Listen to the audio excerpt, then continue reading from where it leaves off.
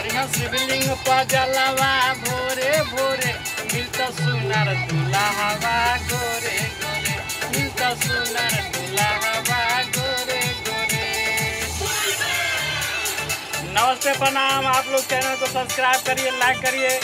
ऐसे इंटरटेनमेंट आप लोग को सुनते और देखने को मिलते रहेगा, तो चैनल को ज़्यादा से ज़्यादा सब्सक्राइब करिए, सपोर्ट करिए। 10 साल का बच्चा गाया है गाना।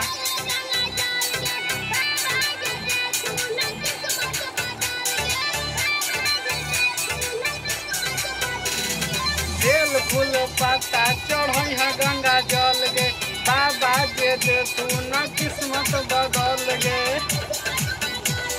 चंदन न घिसिया थोड़े थोड़े, चंदन न घिसिया थोड़े थोड़े, तो सुनर दुल्हवा